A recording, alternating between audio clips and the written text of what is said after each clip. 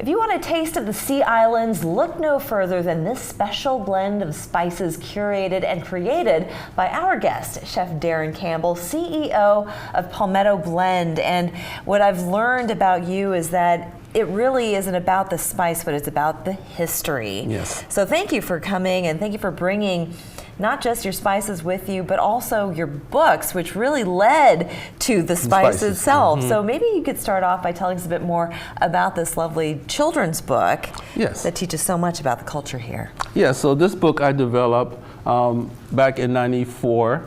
And it's called A Slave Story from Africa to Charleston. And we actually republished it a couple of years ago. But we were selling this book on the market, and this book has a section in it called Gullah Recipes. And a lot of my vendors who were selling it downtown on the Market Street, they were telling me that a lot of the customers were liking that section of the book and that I should write a cookbook. Yes. And they also were saying that they wanted a cookbook that was written by someone from Charleston. Yeah. So I created Charleston Gullah Recipes. And you're from Edisto, Yes. and that has such a rich Gullah Geechee culture and history there. What was it like growing up there for you? Well, it was, my church is still out there on Steamboat Landing, and so I love the rural area out there. You know, some people call it the country, but you know, it's quiet, they didn't build it up too much. And I found out recently, I didn't get a chance to put it in my book because it was already published, that we actually had a rice farm at my grandfather's, great-grandfather's house. Yes, because my mother always told me that we had a lake out there, but she didn't know it was a rice farm. And I talked to one of my cousins, and he was like, oh, he used to farm rice out there. Isn't that interesting how you kind of retrace your steps as a family, through your ancestors? But they always say that food is one of those living bits of history that brings us back to close proximity with our ancestors. And so clearly that resonated with the people who picked up your book and who read it. Yes. And that led to you creating your cookbook. Yes. So in the cookbook, what kind of recipes do you offer there? So we have over 50 local recipes. I really got the recipes from many of them from family members. What I did is I cherry picked. I went to church and I found out what everybody cooked the best, and I cherry picked the best recipes. Okay, so you have the best in there, yes.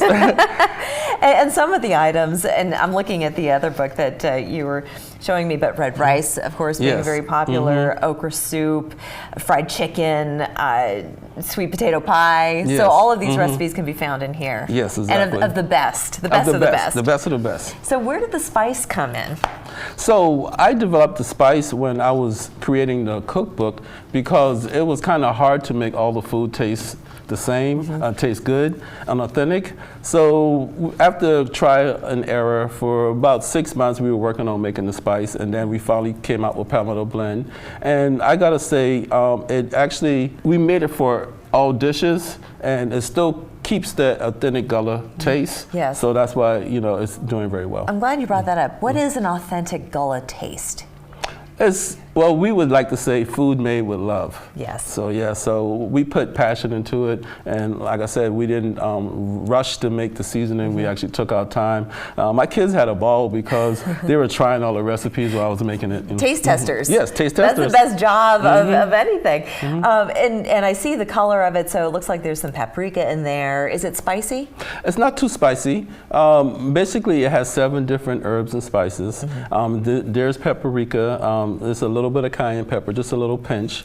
And there's garlic and onion and a lot of things that we actually cook with. Yes. But I feel like it has the perfect measurement. So once you find out your seasoning taste, like I always say, season the taste. Once you find out what you really like, you can make it perfect every time. And you say that you can put that on anything. Anything, yes. So really from seafood to meat, to soups, everything. To soups, to everything. We cook it, and some chefs, you know, who get it. So I actually cook it with, you know, my meal like an all-purpose seasoning. Yeah. But we do have chefs that also purchase it because sometimes they cook dishes and they say something is missing, and they add a little bit of Palmetto Blend in it, and it makes it perfect every time. See, the science behind the flavor, right? Exactly, the science behind the flavor. Do you have a favorite recipe of yours in this book? Red rice. I did that recipe. I had to learn because it was my favorite dish of all all. And my grandmother, she used to do seafood and red rice dinners on Fridays. So she would actually have a line of people coming, you know, and I was, is that right? So that inspired me to, and she's actually the first person I introduced in the cookbook. And I just, you know, practiced and practiced till I made it like her, and now red rice is. Did you ever cook well enough that made her proud that she said, that's still missing something, that's still missing something? Or did you ever get it to the point where she said, yes? She said yes, yes. She loves the red rice. She used to cook it on the stove, and I cook it in the oven because on the stove you really got to do a lot of labor. You got to stir it and look at it all the time. But cooking in the oven, you could mix it all together on the stove and put it in the oven and just let it bake. And once it's done, you just stir it and it's ready. God, sounds so scrumptious. My mouth is watering right now, everybody. Well, make sure you not only pick up the book, but pick up the spices, and you can find them in local grocery stores, the Piggly Wiggly. You can also get it online at your website. Yes, palmettoblend.com, and it's also on Amazon, so nationwide. And we have it in all the plantations, and we have it downtown on the market. Wonderful. So we have it many places, like 30 locations. Congratulations, representing Charleston. Love it. Thank you so much for joining us. Thank you for having me. We're back after this. Okay.